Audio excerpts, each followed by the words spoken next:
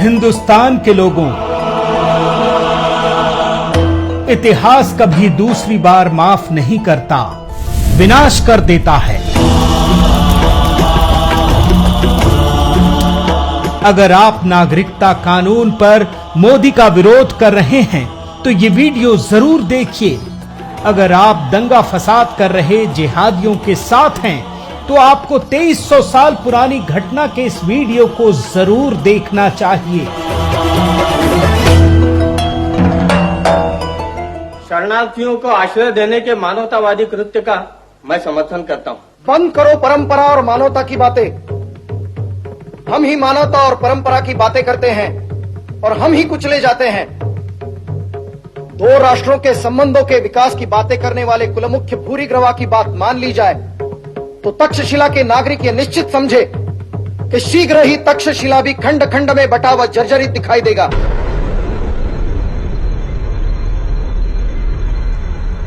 शरणार्थियों की ये समस्या ईसा पूर्व 327-26 की है, जब सिकंदर विश्व विजय करता हुआ भारत की तरफ आ रहा था और पश्चिमी सीमा पर सटे देशों के नागरिक भारत में शरण लेने के लिए आ रहे थे। उस समय आंभी कुमार तक्षशिला के राजा थे। तब भी शरणार्थियों को लेकर उनकी सभा में जोरदार बहस हुई थी। तब रिपुदमन ने शरणार्थियों को लेकर राजा आंभी कुमार को गंभीर चेतावनी दी थी। जिन विदेशियों को शरण देने की बात आप कह रहे हैं, कल वे भी तक्षशिला की भूमि पर अपने अधिकार का दावा करेंगे।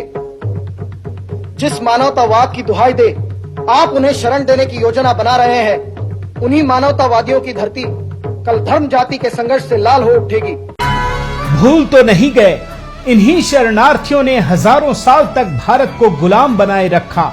आजादी के बाद कश्मीर की धरती को हिंदुओं के खून से लाल कर दिया और ऐसे कोई मानवतावादी इस पर सवाल उठाने नहीं आया।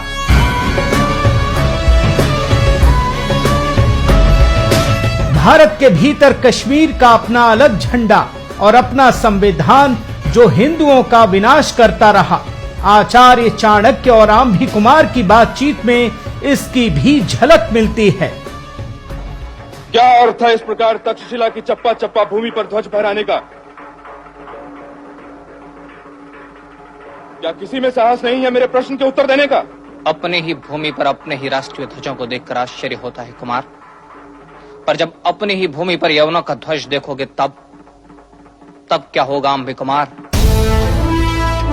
इतिहास गवाह है कि हिंदुस्तान ने सबको गले लगाया।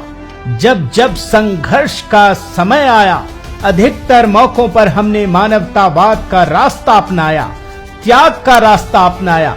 जो बात अर्जुन भगवान कृष्ण के समक्ष कहते रहे, हमने 1947 में ठीक वैसा ही किया। ये तो बड़े खेद की बात है कि भूमि के एक टुकड़े के लिए हम लोग कुलनाशक बनने को तैयार हो गए।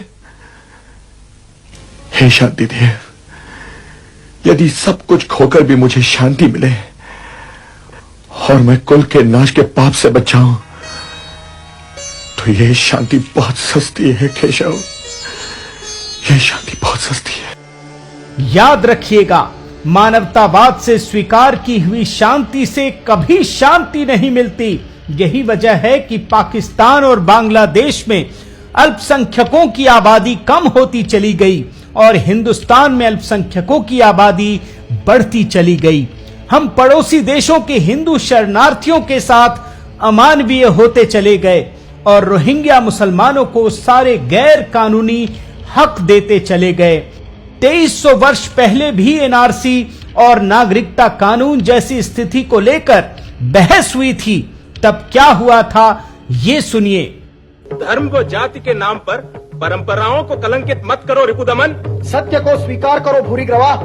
जहाँ तक्षशिला के भविष्य का प्रश्न है, वहाँ भावनाओं का कोई स्थान नहीं है। इसलिए आज जब देश में भगवान कृष्ण की तरह मोदी जी ने इतना बड़ा फैसला लिया है, तो हर नागरिक का कर्तव्य है कि वो आगे आए। आपसे कोई युद्ध लड़ने को नहीं कह रहा, लेकिन आप समर्थन में सोशल मीडिया पर बोल तो सकते हो। कोई ऐसा संकेत तो दिखा सकते हो कि आप मोदी जी के साथ हो। खुद आचार्य चाणक्य ने इस पर कहा था।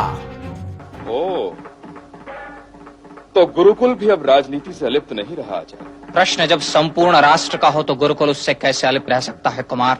तो क्या मैं ये समझूं कि मेरे निर्णय के विरुद्ध गुरुकुल विद्रोह का सूत्रपात करेगा? अपनी राष्ट्रीय अस्मिता व स्वतंत्रता की रक्षा के लिए किए जा रहे प्रयासों का अंबिक कुमार यदि विद्रोह कहते हैं तो मेरा उनसे मतभेद है।